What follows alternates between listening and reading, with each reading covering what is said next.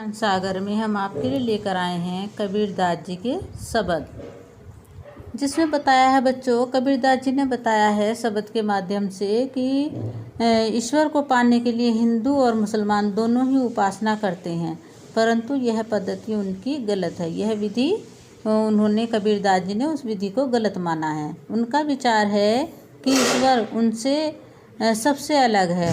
इस पद में स्वयं ईश्वर बता रहा है कि वह कहाँ निवास करता है और उसे कैसे प्राप्त किया जा सकता है।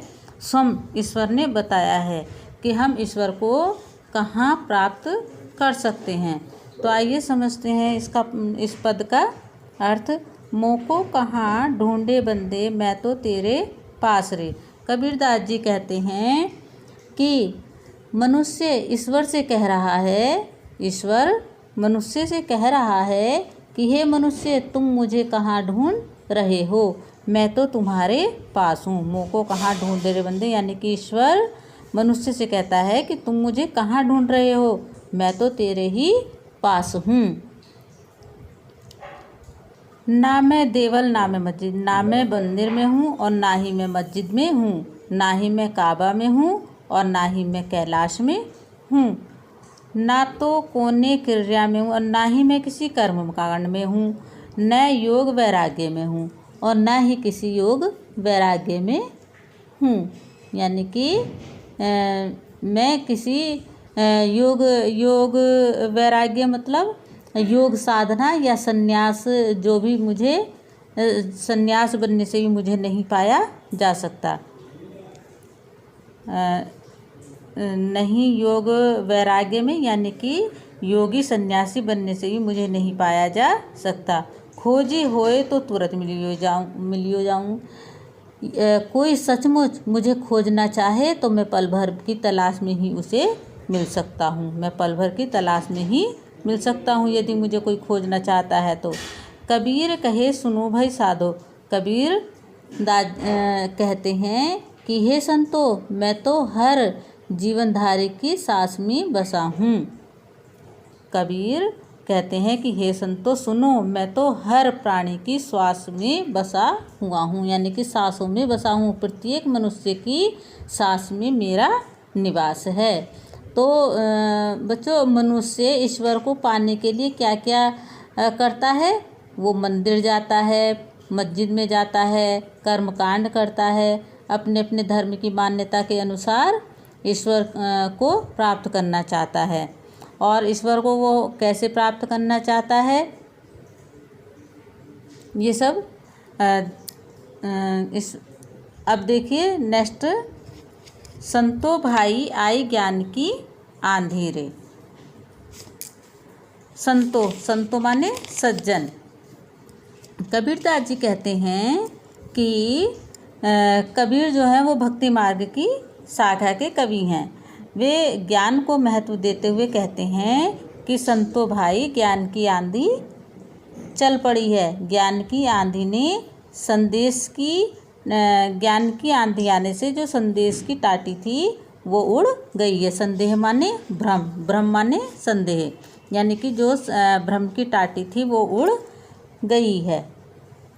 ये ना, भ्रम की टाटी सबे उड़ाई, यानी कि ज्ञान की आंधी आने से भ्रम की टाटी उड़ गई है। माया रहे न बांधी, माया बंधी रही, माया बंधी नहीं रही, मुक्त हो गई है। माया भी बंधी नहीं रही, वह भी मुक्त हो गई है। हित चित्त की द्विथोनी गिरानी। स्वार्थ वृत्ति के जो खंभे थे वो ढह गए हैं। मोह बलिंडा टूटा, और जो मोह की कड़ी टूट गई है, मोह की कड़ी टूट गई है। तृष्णा छानी परी घर ऊपरी। तृष्णा की झोपड़ी उलट गई है, यानी कि जो तृष्णा रूपी जो छप्पर था वो भी उलट गया है। कुमति का भांडा फूट गया है। कुमति कुबुद्धि का जो भांडा था वो भी खुल गया है। योग युक्ति फिरी संतो बांधी। योग की युक्ति से ये ऐसे बांधी गई है कि पानी नहीं टपक सकता। निश्चय चुने न पानी कि पानी नहीं टपक सकता। कूड़ कपट काया का निष्क्रिय, यानी कि जो आंधी आई है और जो आंधी में बारिश वगैरह आई हैं तो इससे क्या है, इससे शरीर का कपट रूपी कूड़ा कबाड़ा जो गंदगी थी वो सब बह गया है। यानी कि ज्ञान की आंधी आने से जब मनुष्य को ज्ञान प्राप्त हो गया है तो उसके हृदय में जितनी भी गंदगी थी वो सब दूर हो गई है।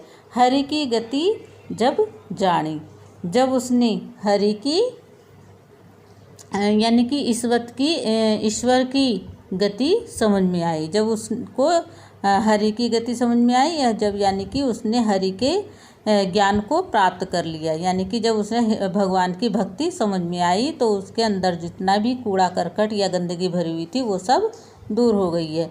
आंधी पीछे जो जल बूठा, यानी कि आंधी आने के बाद जो जल मिला, आंधी आने के बाद जो जल मिला, प्रेम हरिजन भीना, उसमें उस प्रेम में यानी कि जो जल मिला उसी प्रेम में ईश्वर भक्त भीगा हुआ है। यानी कि जो ज्ञान की वर्षा हुई उसमें जो भक्त थे वो भीग गए हैं उस जल में। ईश्वर उस भक्ति रस में जो भक्त थे वो भीग गए हैं। जो ज्ञान की आंधी आई उस रस में जो भक्त थे वो भीग गए हैं, यानी कि भक्ति में भीग गए हैं। कहे कबीर भान के प्रकटे उदित भया तम खीना। कबीरदास जी आगे कहते हैं कि ज्ञान रूपी सूर्य के उगने पर अज्ञान का अंधकार नष्ट हो गया है।